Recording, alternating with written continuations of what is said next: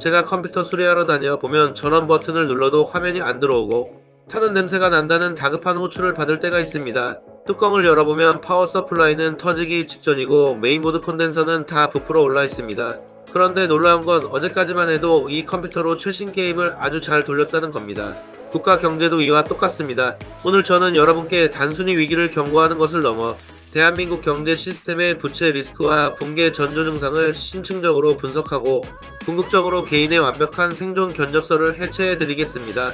이 내용은 단순히 이론적인 분석을 넘어 여러분의 실질적인 삶과 자산을 지켜낼 수 있는 구체적인 가이드라인을 제시할 것입니다. 제1장 대한민국 PC방의 아슬아슬한 오버클럭과 신뢰의 붕괴. 동네에서 가장 크고 화려한 대한민국 PC방이 있습니다. 이 PC방은 최신형 모니터에 최고급 그래픽카드로 꽉 차 있어서 겉보기엔 정말 화려하고 번성해 보입니다. 수많은 사람들이 이곳에서 고사양 게임을 즐기며 여가 시간을 보내죠.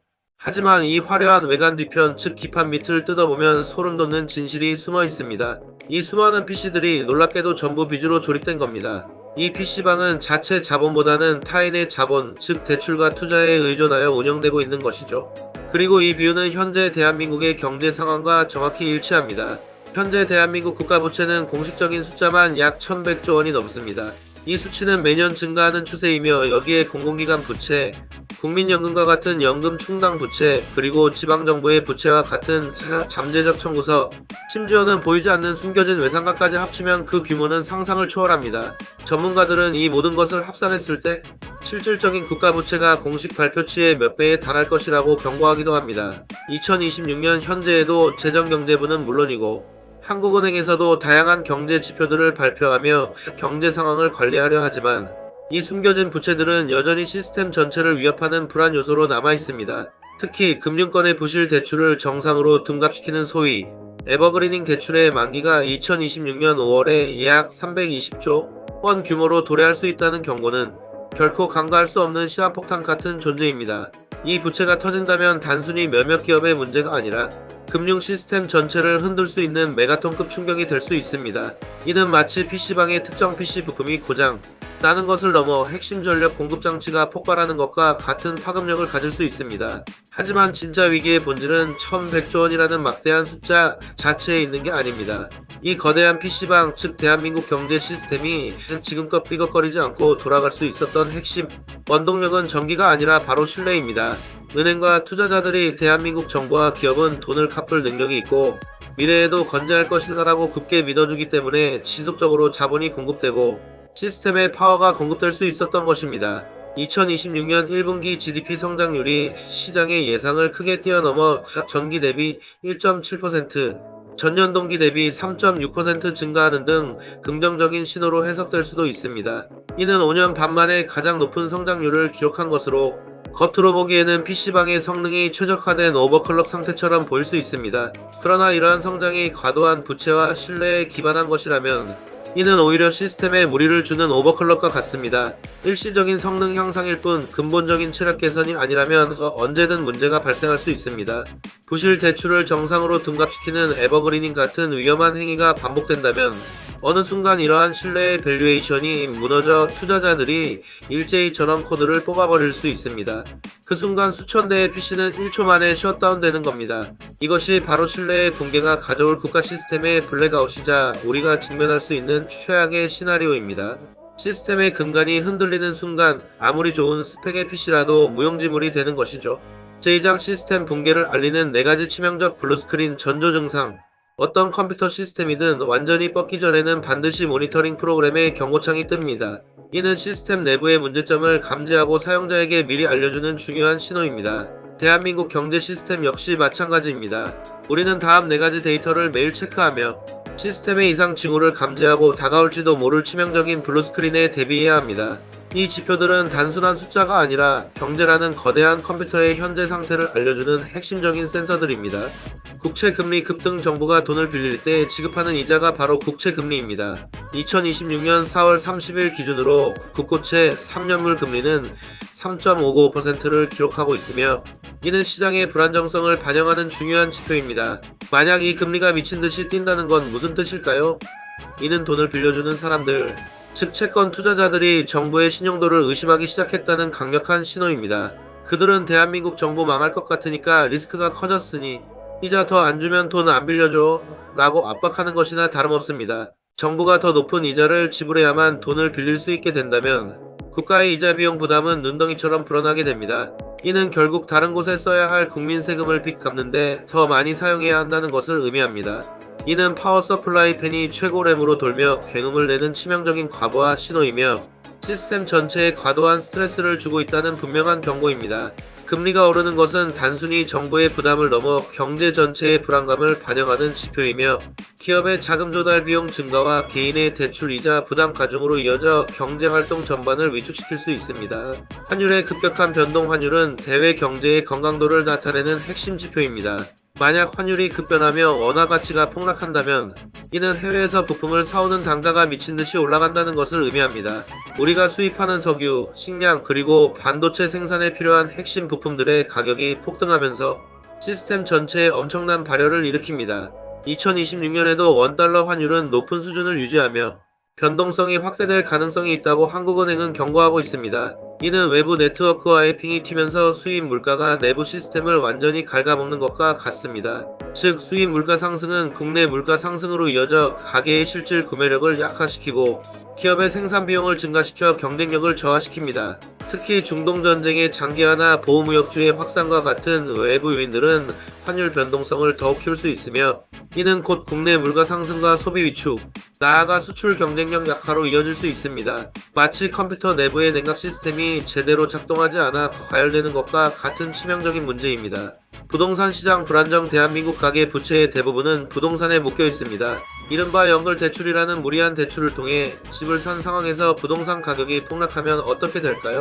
이는 PC들을 바치고 있던 철제 서버렉이 무너져 내리는 것과 같습니다. 2026년 현재 주택시장이 일부 지역에서 회복세를 보인다고는 하지만 서울을 중심으로 한쏠림 현상은 여전하며 지방 부동산 시장은 여전히 침체를 벗어나지 못하고 있습니다. 이러한 불균형은 언제든 시스템 전체의 불안정성을 재현시킬 수 있습니다. 대출을 갚지 못하는 개인들이 속출하면 돈을 빌려준 금융 시스템 전체가 바닥으로 박살나게 됩니다.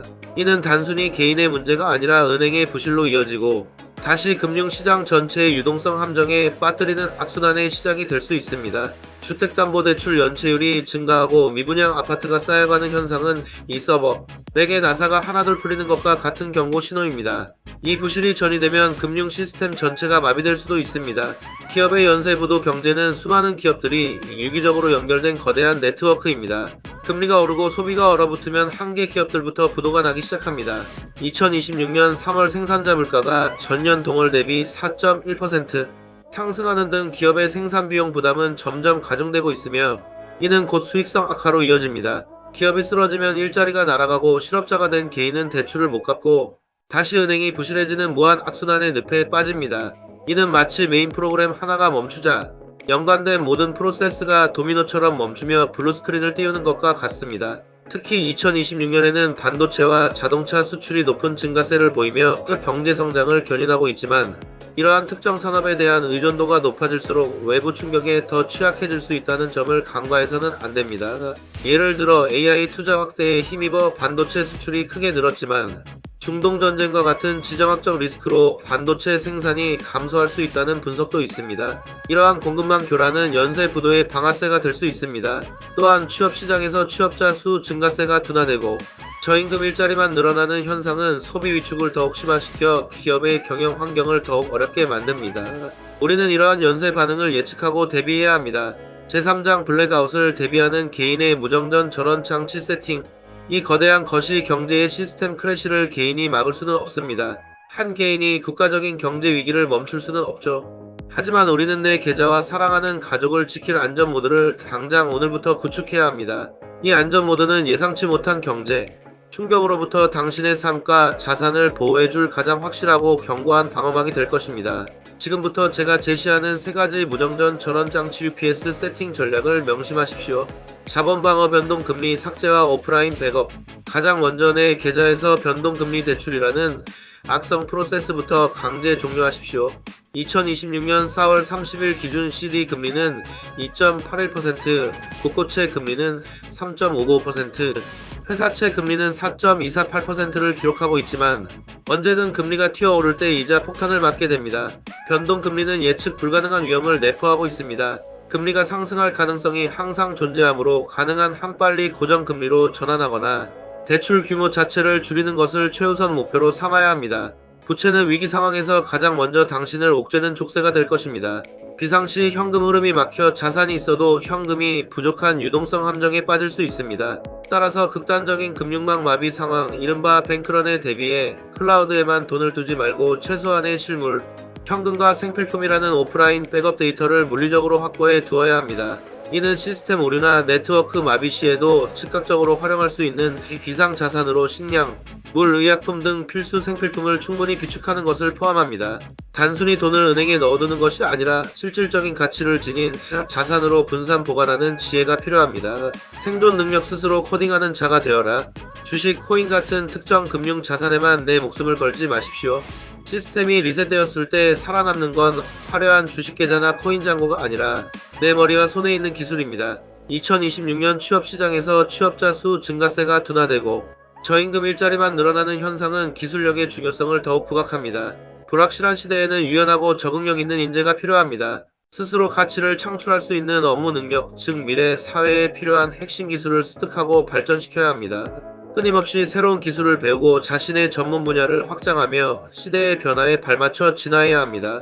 그리고 거시 경제를 읽어내는 차가운 지식이라는 펌웨어 업데이트를 끊임없이 진행해야 합니다.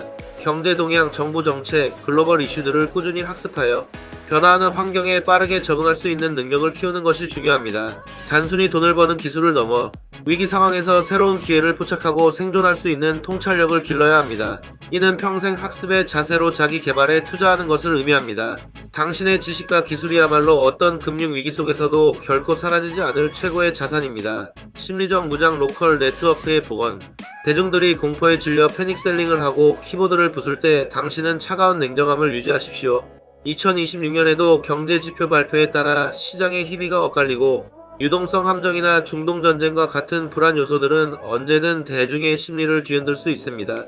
이럴 때일수록 감정적인 반응보다는 이성적인 판단이 필요합니다. 휩쓸리지 않는 단단한 마음가짐이 중요합니다. 그리고 정부나 거대한 시스템에만 의존하지 말고 진짜 신뢰할 수 있는 가족과 이웃이라는 튼튼한 로컬 네트워크를 구축하십시오. 외부 인터넷이 끊겨도 내부망이 살아있으면 버틸 수 있습니다. 이는 단순히 친분 관계를 넘어 위기시 서로를 도울 수 있는 강력한 공동체를 의미합니다. 물물교환, 정보 공유, 심리적 지지 등 로컬 네트워크는 가장 기본적인 형태의 생존 시스템이 될 수 있습니다.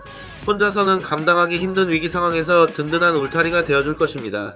어려움 속에서 서로를 의지하고 협력하는 것이야말로 인간이 가진 가장 강력한 생존 본능이자 어떤 시스템 붕괴 속에서도 굳건히 버틸 수 있는 원동력이 됩니다. 진정한 연결은 어떤 물리적 네트워크보다도 강력합니다. 결론, 시스템 크래시는 헐값에 부품을 줍는 기회다? 결론 내겠습니다. 경제 위기는 예고된 날짜에 친절하게 팝업창을 띄우고 오지 않습니다. 어느 날 갑자기 전원이 나가버리는 겁니다. 2026년 5월 8일 발표될 3월 국제수지, 5월 13일 발표될 3월 통화 및 유동성, 5월 15일 발표될 4월 수출입 물가지수 및 무역지수 등 한국은행의 주요 발표들을 예의주시하고 분석하는 것도 중요하지만 더 중요한 것은 그 이면에 숨겨진 본질적인 위험을 파악하고 미리 대비하는 것입니다. 하지만 미리 빚의 볼륨을 줄이고 자본의 방어벽을 세워둔 사람에게 이 블랙아웃은 최고의 기회가 될 수 있습니다. 남들이 공포에 질려 패닉에 빠져 헐값에 던지는 최고급 자산들을 주워 담을 수 있는 박앤세일 기간이 되기 때문입니다. 주택시장의 쏠림 현상, 특정 산업의 높은 의존도, 그리고 세계 경제의 불확실성 등 불안정성이 상존하는 지금 위기는 누군가에게는 파멸의 시작이지만 준비된 자에게는 절호의 기회가 될 것입니다. 시스템 크래시는 곧 새로운 질서의 시작을 의미하며 이때를 활용하는 자만이 다음 시대를 선도할 수 있습니다. 오늘 최모찌 재테크 수리점에 뼈때리는 생존 매뉴얼은 여기까지입니다. 당장 내 계좌의 빚을 점검하시고 흔들림 없는 안전모드 시스템을 조립하시길 바랍니다. 그리고 이 메시지가 더 많은 사람들에게 전달될 수 있도록 구독과 좋아요 시원하게 눌러주십시오. 이 정보를 통해 여러분 모두가 다가올 불확실성에 현명하게 대처하고 오히려 이를 기회로 삼아 더 나은 미래를 설계할 수 있기를 진심으로 바랍니다. 여러분의 건투를 빕니다.